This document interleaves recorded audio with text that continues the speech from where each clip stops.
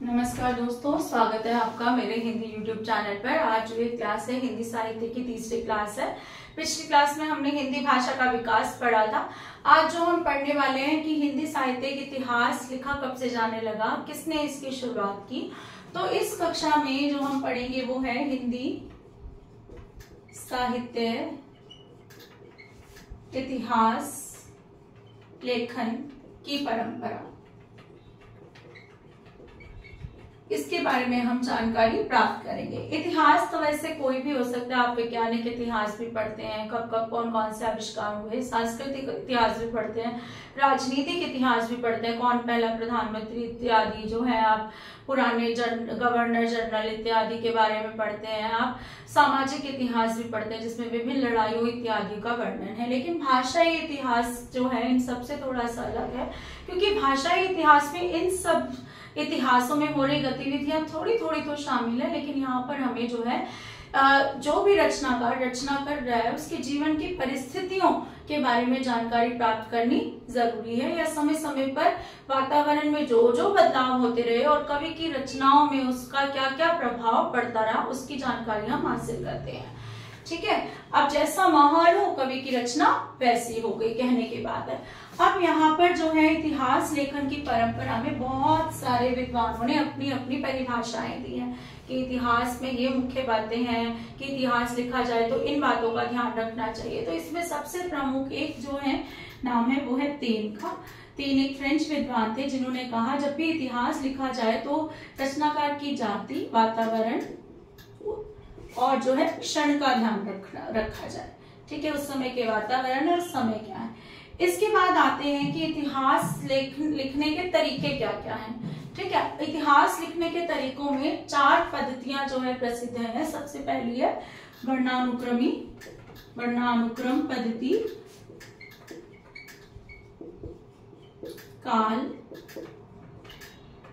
कालानुक्रम पद्धति, इसके बाद वैज्ञानिक पद्धति और तीसरी है विधेयवादी पद्धति।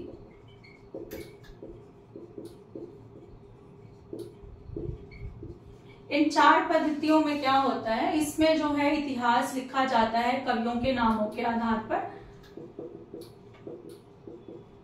वर्ण क्या होते हैं, भाषा के वर्ण, अक्षर इत्यादि है ना, नामों के आधार पर। जैसे पहला अक्षर है कबीर, पहला अक्षर है नंददास का ना, कबीर का का, केशव दास का इत्यादि। काल क्रमानुसार यानी कि काल के अनुसार पहले कौन सा विद्वान आया, पैदा हुआ, काल के अनुसार यानी समय के अनुसार। वैज्ञानिक पद्धति में तथ्य इकट्ठे किए जाते हैं, उनका विश्लेषण किया जाता है कि कौन सा तथ्य ठीक है, नहीं है, क्या है इत्यादि। विधेयवादी पद्धति जो है सबसे योग्य पद्धति है और जो है इसी के जन्मदाता तेन है। यानी कि तेन ने कहा है कि जाति देखी, उस समय का वातावरण देखा, क्षण देखा, किस समय जो है रचना लिखी गई या प्रवृत्तियां देखी गई कह सकते हैं दूसरे शब्दों में, और इतिहास लिखा गया। तो सबसे प्रसिद्ध पद्धति यही है। आपसे पूछा जाए इतिहास लेखन की सबसे प्रसिद्ध पद्धति कौन सी है और सबसे अच्छी पद्धति कौन सी है, तो वो क्या है, विधेयवादी पद्धति है। अब शुरुआत करते हैं कि आखिर इतिहास लिखा किसने सबसे पहले। तो सबसे पहले इतिहास लिखने की परंपरा की शुरुआत की गारसा दा तासी ने, जो कि एक फ्रेंच विद्वान थे। इनकी जो पुस्तक का नाम है वो है इस्तवार द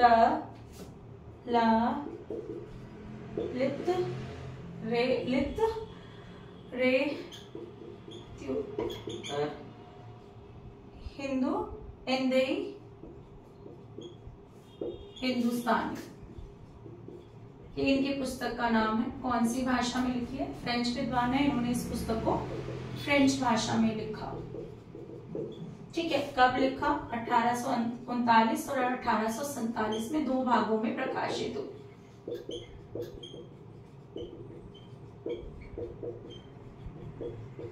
इसका एक दूसरा संस्करण प्रकाशित हुआ 1871 में। ठीक है, जो 3 भागों में बंट गया। ठीक है, अब क्या खास बात है इसकी, इस इतिहास की क्या खास बात है? इस इतिहास लेखन में 783 कवियों का परिचय दिया गया। कई कई जगह पर 738 भी लिखा है, 783 कवियों का परिचय दिया। अब मैं हिंदी साहित्य आपको पढ़ा रही हूँ और इस हिंदी साहित्य में इस पुस्तक को शामिल कर रही हूँ, लेकिन क्या त्रुटि है इसमें, क्या गलती है कि इस इतिहास ग्रंथ में जिन 783 कवियों का परिचय दिया गया उसमें सारे तो उर्दू के थे, केवल 72 हिंदी के थे। यानी कि बाकी सारे उर्दू के और केवल 72 हिंदी के। ठीक है, अब क्या हुआ, फिर भी हमने इसको अपने हिंदी साहित्य में शामिल किया है। कारण ये कि कुछ तो जानकारी दी, इतिहास लेखन की आखिर परंपरा की शुरुआत तो हुई, तो इस हिसाब से हमने इसको पहला इतिहास लेखन की परंपरा की शुरुआत इस ग्रंथ को माना है। भले ही फ्रेंच भाषा में है, फिर भी हमने इसको जो है इतिहास लेखन की परंपरा की शुरुआत माना है। अब इस ग्रंथ का हिंदी में अनुवाद किया लक्ष्मी सागर वार्ष्णेय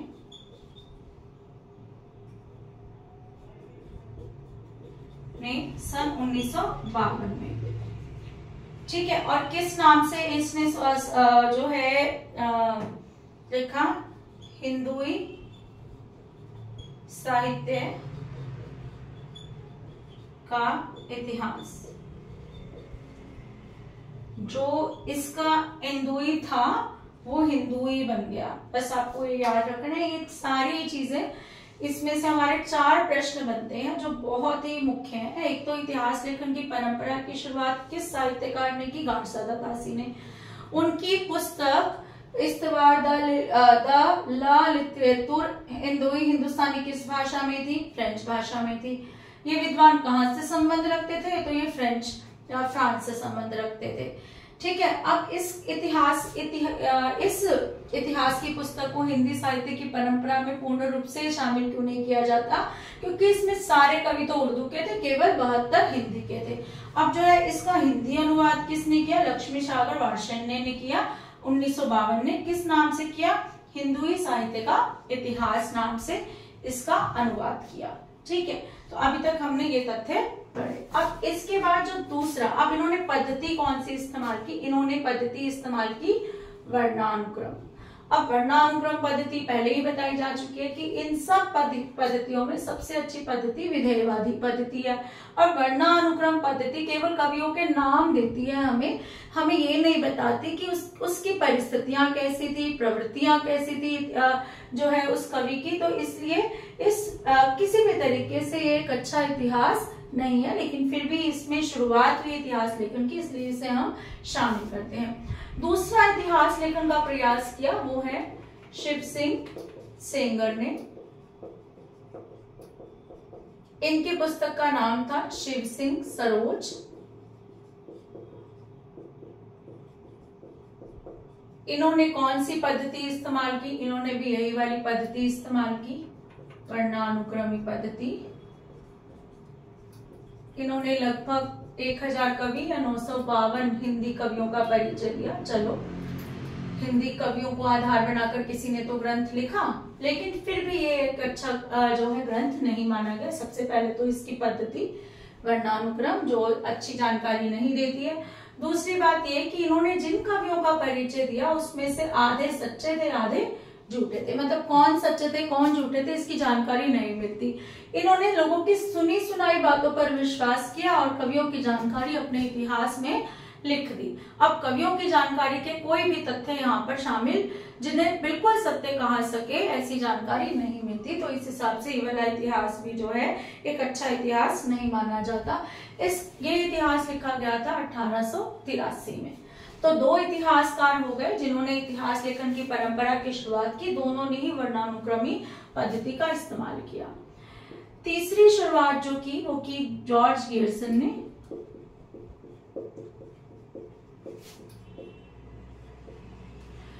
जॉर्ज गियर्सन जो है एक अंग्रेजी विद्वान थे जिन्होंने इतिहास लेखन की परंपरा की शुरुआत की 1888 में। अब इसे सही मायनों में हिंदी इतिहास लेखन जो है माना जाता है। कारण क्या है? पहले तो इन्होंने वैसे काल अनुक्रमिक पद्धति का इस्तेमाल किया। इसे सही मायने में एक इतिहास क्यों माना जाता है? क्योंकि इन्होंने अपने इतिहास को 11 भागों में बांटा। 11 भागों में बांटना मतलब उस समय की परिस्थितियों के अनुसार इन्होंने जो है इतिहास लिखने की शुरुआत की। लेकिन फिर भी इनका इतिहास जो है वो भी एक अच्छा इतिहास नहीं माना जाता। कारण क्या है? कारण यह है, एक तो 11 भागों में इन्होंने इतने सारे भाग बांट दिए, केवल एक जो है शुरुआती में ही, तो जो है इतना समझना जो है पाठकों के लिए कठिन हो गया। तो इसलिए जो है इस इतिहास को भी एक अच्छा इतिहास नहीं माना जाता। लेकिन फिर भी सही मायनों में, क्योंकि इन्होंने इतिहास को समझने के लिए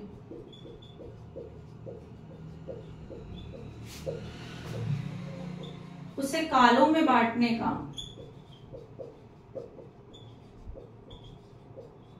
प्रयास किया, तो ये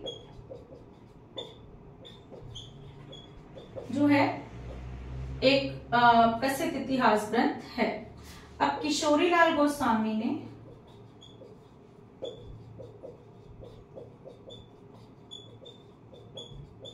इनके इतिहास का भी हिंदी अनुवाद किया।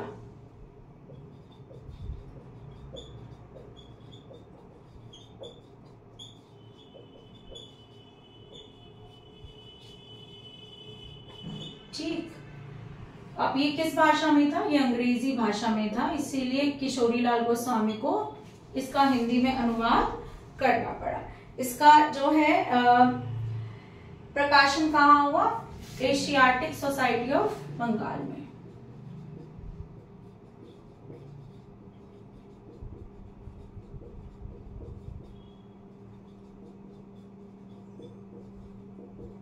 बंगाल से इसका प्रकाशन किया गया। इनके बारे में एक और खास बात है कि इन्होंने जो है ये आप नोट कर लीजिए कि भक्ति काल को साहित्य का स्वर्ण युग कहा है। भक्ति काल को साहित्य का स्वर्ण युग कहा है। ठीक, तो इतना आपको समझ आ गया हो तो कि सबसे पहले हमने पढ़ी इतिहास लेखन की पद्धतियां। सबसे अच्छी पद्धति है विधेयवादी पद्धति, योग्य पद्धति, प्रसिद्ध पद्धति, जो किस पर महत्व रखती है? कवियों की जाति, वातावरण और क्षण पर। सबसे पहले इतिहास लेखन की शुरुआत की गार्सा तासी ने, जो फ्रेंच विद्वान थे। उन्होंने फ्रेंच में ही जो है इतिहास लिखा। इनकी पुस्तक का नाम था इस्तवारदाल लित्योत्तर एंदोई हिंदुस्तानी, जो 1839 और 1847 में 2 भागों में प्रकाशित हुई। इसका दूसरा संस्करण जो है 1871 में जो है प्रकाशित हुआ और ये फिर 2 से 3 भागों में बंट गया। इन्होंने 783 कवियों का परिचय दिया, जिसमें केवल 72 ही हिंदी के थे। ठीक है, लक्ष्मी सागर वार्षे ने 1952 में एंदोई साहित्य का इतिहास से इनके इस ग्रंथ का हिंदी अनुवाद किया। दूसरी जो है प्रयास किया शिव सिंह सेंगर ने 1883 में। शिव सिंह सरोज से इनकी पद्धति वर्णा अनुक्रमिक पद्धति थी, लेकिन किंवदंतियों का सहारा लिया, लेकिन इसलिए जो है ये अच्छा इतिहास नहीं माना जाता। जॉर्ज गियर्सन जो है सही मायनों में इतिहास लेखन की परंपरा, क्योंकि इन्होंने जो है कालों में विभक्त किया, जो है जाति परिस्थिति का ध्यान रखने का प्रयास किया, लेकिन अधिक भाग होने के कारण इसे भी एक अच्छा इतिहास ग्रंथ नहीं माना जाता। इसके बाद बात करते हैं हम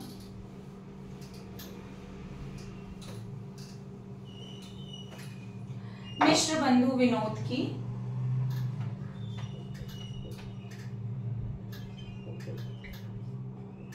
ये इतिहास ग्रंथ का नाम है मिश्र बंधु विनोद। किन्होंने लिखा? ये 3 भाई थे, सुखदेव बिहारी,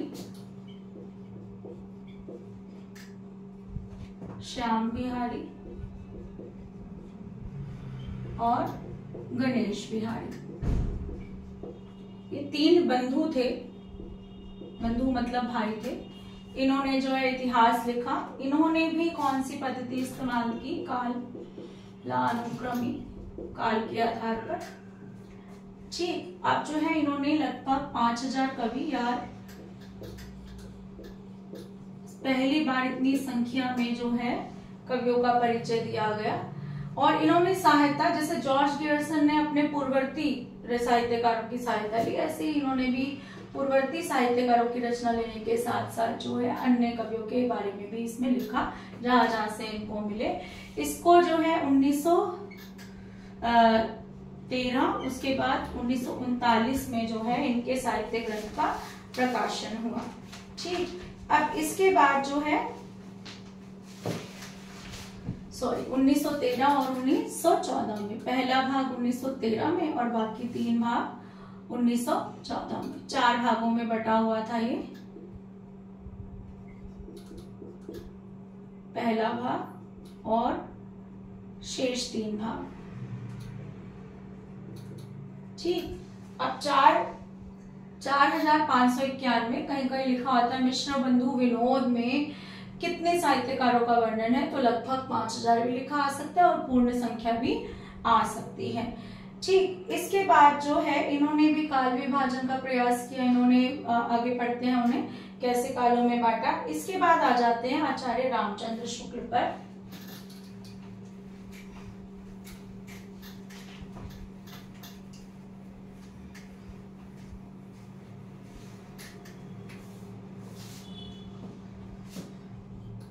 आचार्य रामचंद्र शुक्ल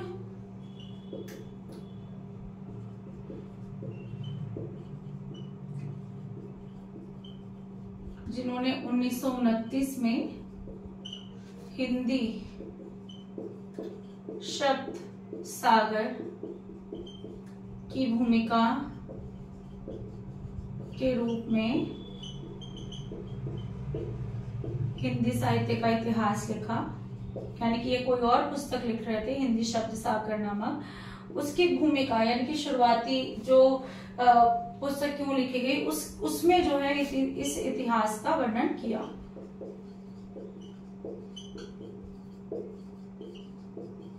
ठीक है, कौन सी पद्धति? विधेयवादी पद्धति। सहारा कैसे लिया? इन्होंने कवि कहां से जुटाए? अपने पूर्ववर्ती कवियों से ही इन्होंने जो है सारे के सारे तथ्य लिए, लेकिन उनको प्रमाणिक बनाते हुए, और ज्यादा प्रमाणिक बनाते हुए, मतलब ऐसे ही नहीं डाल दिए कि कोई भी समझ आया डाल दी, उनके बारे में जानकारी हासिल की, उनके तथ्य की सही है नहीं है, इस तरीके से जो है इन्होंने अपने इस ग्रंथ को प्रकाशित करवाया। अब जो है 1929 में, ये बहुत बार पूछा जाता है कब लिखा? 1929 में। सबसे ज्यादा प्रमाणिक इतिहास किसका है? रामचंद्र शुक्ल का है। इन्होंने 900 वर्षों के इतिहास को 4 भागों में बांटा। कैसे कैसे बांटा? सबसे पहले इन्होंने लिखा आदिकाल, उसके बाद पूर्व मध्यकाल, उत्तर मध्यकाल,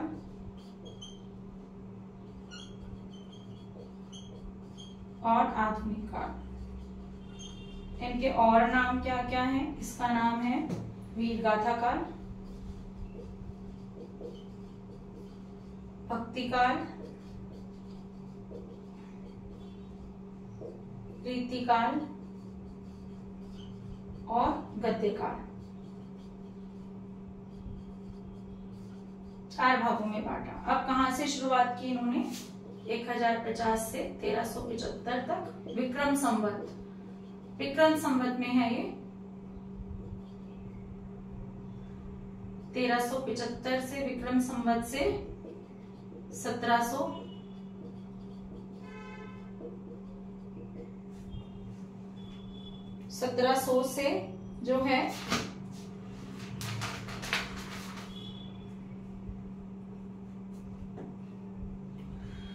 1900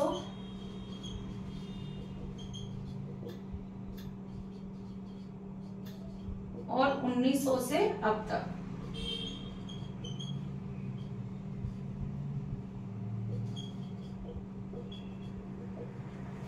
ये 4 भागों में इन्होंने इतिहास को बांट दिया। ये सबसे अच्छा इतिहास माना जाता है क्योंकि इन्होंने क्या क्या ध्यान रखा? कवियों की प्रवृत्तियों का, उस समय के वातावरण का, इन सब बातों का खास ध्यान रखा। इसके बाद जो है बहुत सारे, इनके बाद जितने भी इतिहासकार हुए उन्होंने इसी ग्रंथ को आधार बनाया, यानी कि आचार्य रामचंद्र शुक्ल के ग्रंथ को आधार बनाकर अपने बहुत सारे इतिहास लिख दिए। अब जो है जैसे डॉक्टर राम कुमार वर्मा ने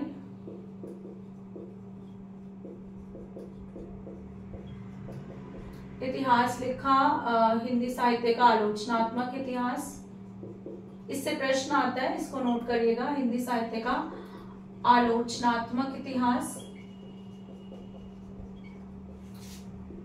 क्या खास बात है, ऐसा प्रश्न आता है, नाम का तो आ ही सकता है खैर, लेकिन एक प्रश्न ये भी आता है कि ये जो है एक अधूरा इतिहास ग्रंथ है। तो किस साहित्यकार का जो है अधूरा ग्रंथ है, तो वो आता है डॉक्टर राम कुमार वर्मा का इतिहास ग्रंथ कैसा है, वो अधूरा है। कब लिखा इन्होंने? 1938 में। क्यों है अधूरा? क्योंकि भक्ति काल तक तो इन्होंने रचनाओं, इतिहास की जानकारी दी, उसके बाद की जानकारी नहीं दी। अब मुख्य जो है आते हैं हजारी प्रसाद द्विवेदी।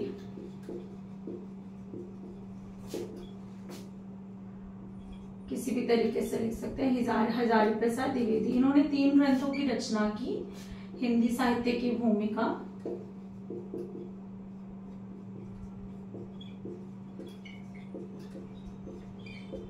हिंदी साहित्य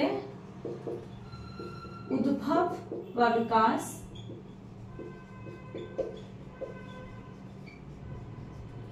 तीसरा है हिंदी साहित्य का आदिकाल।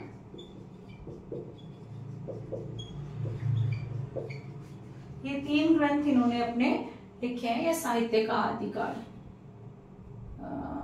कहीं कहीं जो है इसका नाम, इसकी शुरुआत की इन्होंने 1940 में, और ये दोनों ग्रंथ है 1952 के। ठीक है, साहित्य के आदिकाल, जो दोनों ही नाम मैंने पढ़े हैं, हिंदी साहित्य का आदिकाल और साहित्य का आदिकाल, तो ये 3 ग्रंथ है। अब इनके ग्रंथ की क्या खास बात है कि जहां रामचंद्र शुक्ल ने मुख्य रूप से आदिकाल को वीर गाथा काल कहा था, केवल कुछ रचनाओं के आधार पर इन्होंने इसी ग्रंथ को, इसी समय को आदिकाल नाम दिया। दूसरी बात, इन्होंने क्या खास बात है कि इन्होंने सिद्धों और नाथों को कबीर से जोड़ा, कि कबीर के ऊपर ये जो है प्रभाव डालते हैं। अब रामचंद्र शुक्ल जी कहते हैं इन्होंने सिद्धों और नाथों की जो रचनाएं थी उनको साहित्य इतिहास से अलग कर दिया, कि ये हिंदी साहित्य का इतिहास नहीं माना जा सकता। लेकिन इन्होंने कहा कि शुरुआत तो इन्होंने की है, तो इन्होंने इसको भक्ति काल से जोड़ा है और कबीर पर भी इसका प्रभाव बताया है। ठीक, और क्या बात है इनकी खास, कि ये एक आपसे पूछा जाए ऐसा कौन सा इतिहासकार है जिन्होंने रामचंद्र शुक्ल की धारणाओं को जो है सीधे सीधे चुनौती दी, तो वो कौन है? हजारी प्रसाद द्विवेदी हैं। इन्होंने रामचंद्र शुक्ल की कई बातों का खंडन किया है। जैसे कबीर को जो है रामचंद्र शुक्ल ने महत्व नहीं दिया, लेकिन इन्होंने कबीर को अपनी रचना, अपने इतिहास ग्रंथ में बहुत महत्व दिया है। इन्होंने जो है अपभ्रंश को, रामचंद्र शुक्ल ने अपभ्रंश साहित्य जो हमने पिछली कक्षा में पढ़ा था, उसको हिंदी साहित्य के इतिहास से बिल्कुल अलग रखा। लेकिन हालांकि इन्होंने कालक्रम का तो वर्णन नहीं किया, लेकिन इन्होंने कहा कि अपभ्रंश साहित्य भी क्या है? इतिहास का ही हिस्सा है। अब ये जो है, ये इनका एक कथन है जो बहुत प्रसिद्ध है, जो आता है, मैं यहाँ लिखती हूँ एक बार। रामचंद्र शुक्ल जी क्या कहते हैं? हिंदी जो साहित्य है वो जनता की, इसको देख लेती हूँ क्योंकि पूरा जो है ऐसे समझ नहीं आता। इन्होंने लिखा,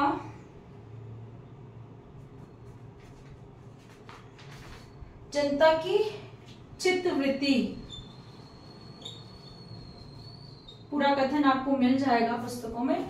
साहित्य जो है वो जनता की चित्तवृत्ति का आधार है। तो ये खास बात है इनके ग्रंथों की। इसके बाद ये जो है हमारे मुख्य इतिहासकार हैं। इसके बाद कई इतिहासकार हैं वैसे, पर हम उनका जो है केवल उनका इतिहास का नाम और उसकी रचना किस समय में हुई उसको याद कर ले तो काफी रहेगा। जो मुख्य तथ्य हैं वो इन्हीं इतिहासकारों के हैं, जैसे गारसा दत्तासी, शिव सिंह सेंगर, मिश्र बंधु और जॉर्ज हियरसन, हजारी प्रसाद द्विवेदी, राम कुमार वर्मा के बारे में ये वाला तथ्य महत्वपूर्ण है, और आचार्य रामचंद्र शुक्ल तो सबसे प्रसिद्ध साहित्यकार माने ही जाते हैं।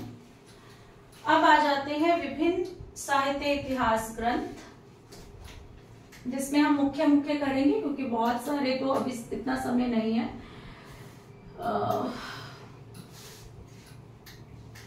तो सबसे पहला तो हमारा ग्रंथ है ही जो भी हमने गारसा दत्तासी का पढ़ा, इस्तवार लिथ रे त्युतर इंडोई हिंदुस्तानी।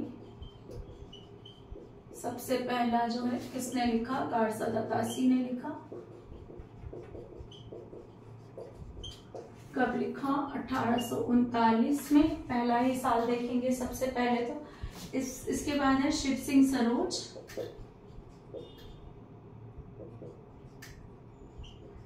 किसने लिखा? शिव सिंह सेंगर ने।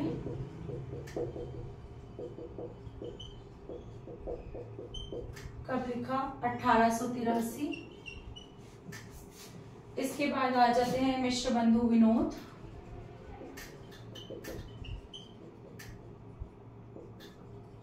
किसने लिखा? मिश्र बंधुओं ने, जो 3 भाई थे। ये पूछा जाता है, प्रश्न आता है, मिश्र बंधुओं में कौन 3 भाई शामिल है? गणेश बिहारी, शुक्ल बिहारी, श्याम बिहारी, और चौथा कोई और नाम दे दिया जाता है। तो आपको तीनों जो है नाम याद होने चाहिए। 2 शा से हैं और 1 ग से है, ठीक है। तो मिश्र बंधु विनोद किसने लिखा? मिश्र बंधुओं ने। कब लिखा? 1913 में। उसके बाद है हमारा हिंदी साहित्य का इतिहास। ये पहले तो किसमें था? हिंदी शब्द सागर की भूमिका में। बाद में जो है इसका स्वतंत्र प्रकाशन कराया गया। किसने लिखा? रामचंद्र शुक्ल ने। अभी तक जो लिख रहे हैं वो सारे ही बहुत इंपॉर्टेंट है, इनमें से कोई भी पूछा जा सकता है। इसके बाद जो है हिंदी साहित्य का आदिकाल,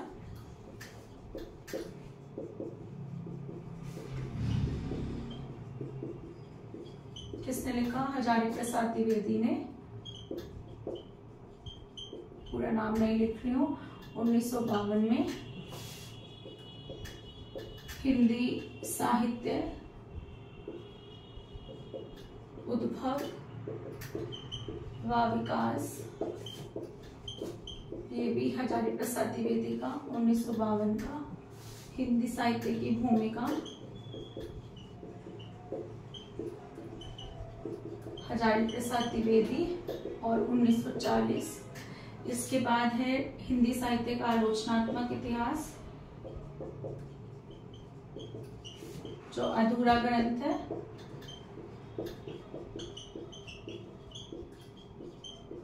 किसका है? डॉक्टर राम कुमार वर्मा। ठीक, कब लिखा है डॉक्टर राम कुमार वर्मा ने इसे? मैं तो थोड़ा सा जो है 1938 में। इसके बाद आ जाते हैं हिंदी साहित्य का वैज्ञानिक इतिहास।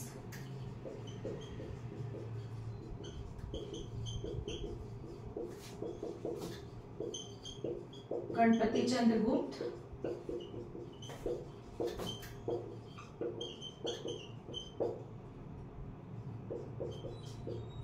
गणपति चंद्र गुप्त ने लिखा। कब लिखा? 1965 में। इसके बाद है हमारा जो पूछा जाता है हिंदी काव्य शास्त्र का इतिहास, डॉक्टर नगेंद्र।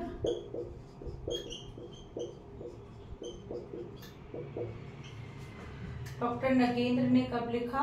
इसमें जो है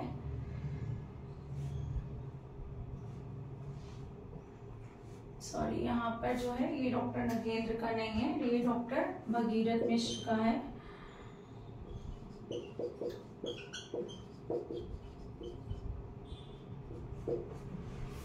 डॉक्टर नगेंद्र का है हिंदी रीति काव्य की भूमिका।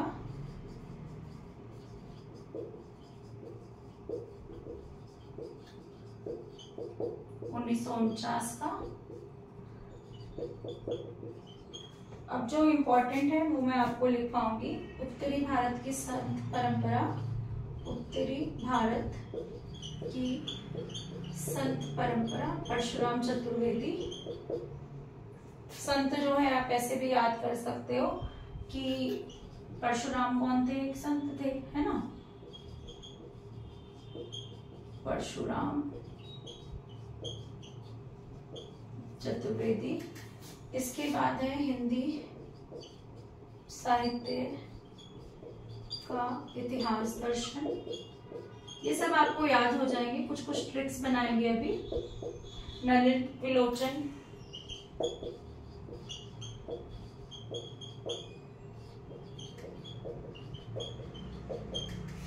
लोचन शर्मा 1960। इसके बाद है जो याद रखने योग्य है हिंदी साहित्य का विवेचनात्मक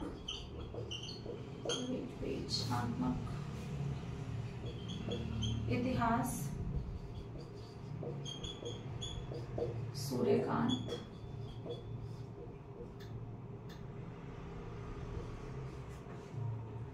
शास्त्री,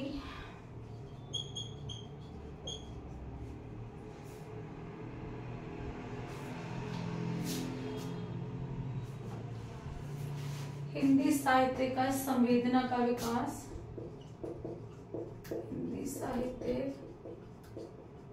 संवेदना का इतिहास, राम स्वरूप।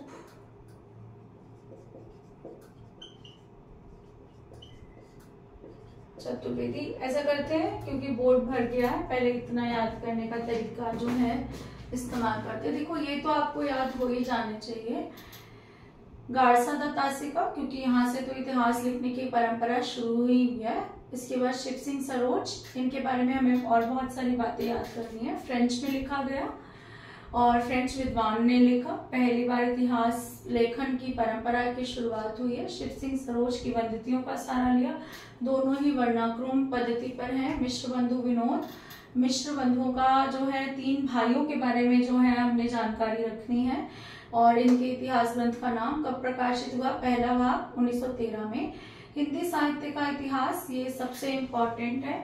किस भूमिका, हिंदी शब्द सागर की भूमिका के रूप में पहली बार छपा था। जब इतना प्रसिद्ध हो गया तो इसे स्वतंत्र जो है ग्रंथ के रूप में भी प्रकाशित किया गया। ये बहुत बार पूछा जाता है। किस पद्धति का प्रयोग किया, विधेयवादी पद्धति का प्रयोग किया। हजारी प्रसाद द्विवेदी के 3 हैं, इन्हें अच्छे से याद कर ले क्योंकि इन्होंने आदिकाल नाम दिया ही है। जो है वीर गाथा काल को आदिकाल नाम किसने दिया, हजारी प्रसाद द्विवेदी ने दिया। तो इनके इतिहास ग्रंथ का नाम भी हिंदी साहित्य का आदिकाल है। वैसे और भी साहित्यकारों ने जो है इस नाम से ग्रंथ लिखा है, लेकिन फिर भी हमें इनके लिए याद रखना है कि हिंदी साहित्य का आदिकाल किसने लिखा, हजारी प्रसाद द्विवेदी ने लिखा। 2 ग्रंथ तो इनके 1952 के हैं और एक है हिंदी साहित्य की भूमिका, ठीक है, जो 1940 का। हम कैसे याद कर सकते हैं कि 1940 पहला ग्रंथ 1940। भूमिका पहले ही तो होती है शुरुआत, जब भी हम कहीं कुछ जाएं कुछ करने सबसे पहले भूमिका ही तो बांधनी पड़ती है। तो सबसे पहला ग्रंथ इनका 1940 का है, बाकी 2 इसके बाद के और कब के हैं, 1952 के हैं।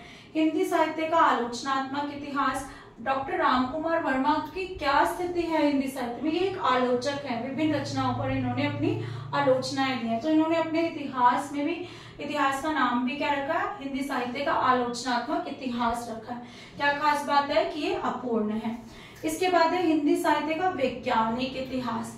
क्या नाम है, वैज्ञानिक इतिहास। में तो गणपति जी को याद कर लेती हूँ कि विज्ञान को भी उन्होंने पीछे छोड़ दिया और उनका सिर जो है कैसा है, वो सूंड के रूप में कैसे फिक्स हो गया।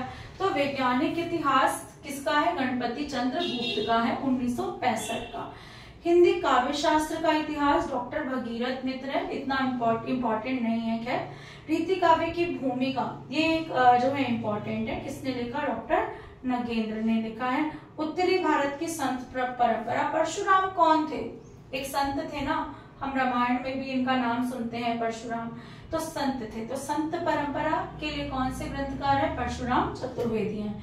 हिंदी साहित्य का इतिहास दर्शन, नलिन विलोचन, लोचन मतलब क्या होता है? आंखें। दर्शन कौन कर पाएगा? जिसके पास आंखें होंगी। इतिहास के दर्शन किसने किए? नलिन विलोचन शर्मा ने 1960 में इनके ग्रंथ का नाम है। हिंदी साहित्य का विवेचनात्मक इतिहास, विवेचनात्मक इतिहास कौन है? सूर्यकांत शास्त्री है। पूरे ब्रह्मांड का विवेचन किसने कर रखा है? सूर्य ने कर रखा है। सबको संभालने वाला सूर्य, एक दिन सूर्य ना निकले तो क्या हो जाएगा? बुरा हाल हो जाएगा। ठीक है, ये मैं रब कर रही हूँ। इसके बाद जो है हिंदी साहित्य की संवेदना का विकास, संवेदना का जो है इतिहास कौन है? रामस्वरूप चतुर्वेदी। अब राम कैसे थे? संवेदनशील ही तो थे हमारे राम जो है। तो रामस्वरूप चतुर्वेदी ने के इतिहास ग्रंथ का क्या नाम है?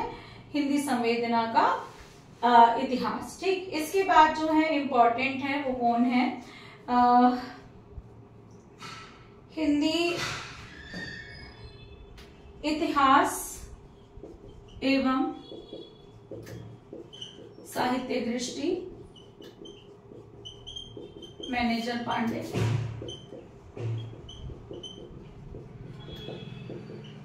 ठीक, और जो है इसके बाद हिंदी साहित्य का दूसरा इतिहास,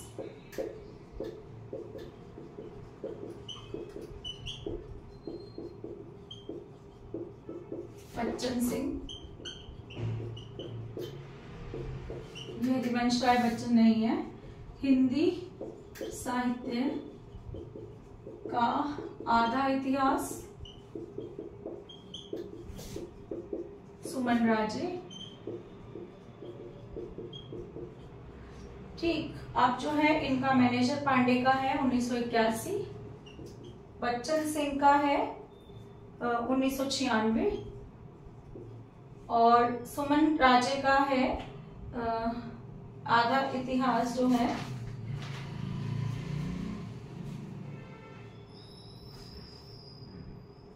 इसको नहीं लिखा, एक और नोट कर लीजिए, कविता कौमुदी।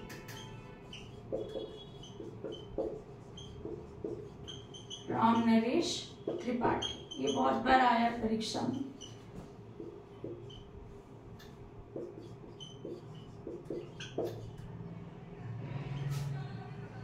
राम नरेश त्रिपाठी 1928 का।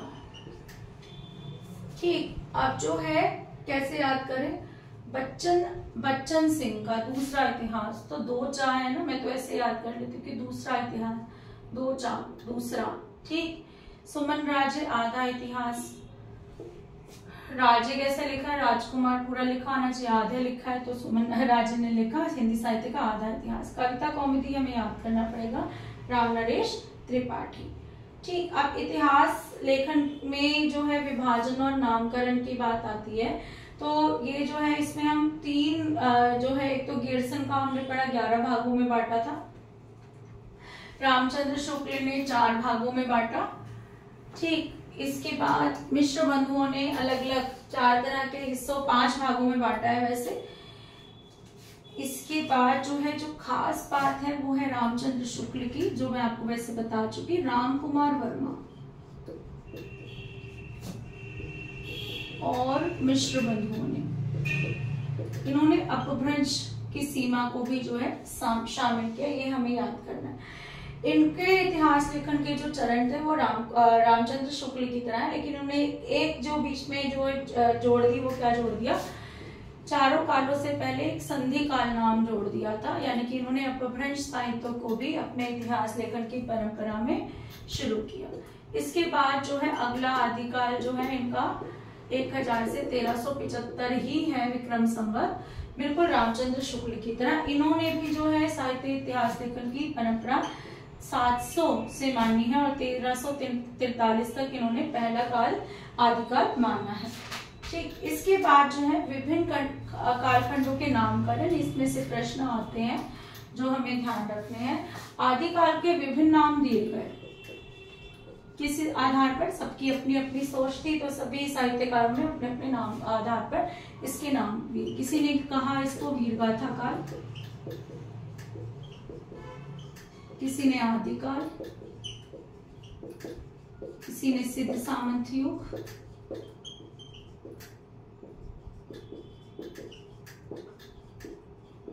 किसी ने इसे कहा बीजवापन काल,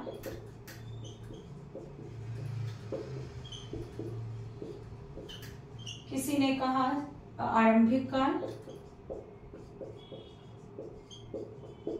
अब इसी से जुड़ा प्रारंभिक काल,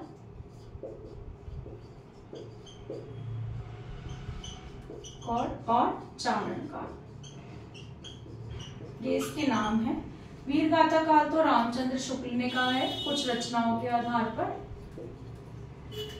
आदिकाल हजारी प्रसाद द्विवेदी ने, ये बहुत इंपॉर्टेंट है।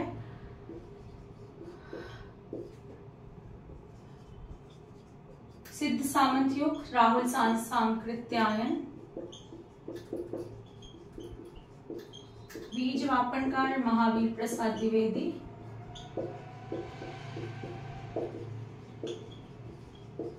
इसके बाद है आरंभिक काल जो है मिश्र बंधु। प्रारंभिक काल गणपति चंद्र।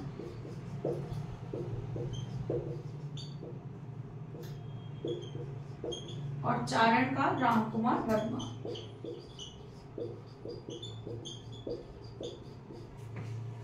ठीक है, इन सब ने जो है रामचंद्र शुक्ल ने भी इतिहास लिखा है, हजारी प्रसाद द्विवेदी ने भी लिखा है, जिनके बारे में हमने पढ़ा। मिश्र बंधु के बारे में पढ़ा, इनके बारे में पढ़ा, इनके बारे में पढ़ा। इन सब ने इतिहास ग्रंथ लिखे हैं। तो मुख्य रूप से इस जो है हिंदी साहित्य इतिहास लेखन परंपरा में हमें जो मैंने आपको बताया यही बातें जो है मुख्य हैं जो आपको याद रखनी है। आप इस वीडियो को जो है बहुत बार देखें तो शायद आपको बहुत अच्छे से याद हो जाएगा, इतनी कठिनाई नहीं होगी, क्योंकि पूरे पाठों को पुस्तक में से पढ़ना थोड़ा कठिन हो जाता है। अगर हम तथ्य लेकर आए केवल और बिल्कुल सही तरीके से प्रस्तुत करें तो हमें चीजें जल्दी याद हो जाएंगी, आपका समय भी बचेगा और जो है जल्दी तैयारी भी होगी। तो वीडियो अच्छा लगा हो तो इसे लाइक करें, शेयर करें और कमेंट्स अच्छे दीजिए, ताकि जो है मैं और ज्यादा मोटिवेट हूँ आपके लिए जो है ऐसी वीडियोस और बना सकूं। Thank you.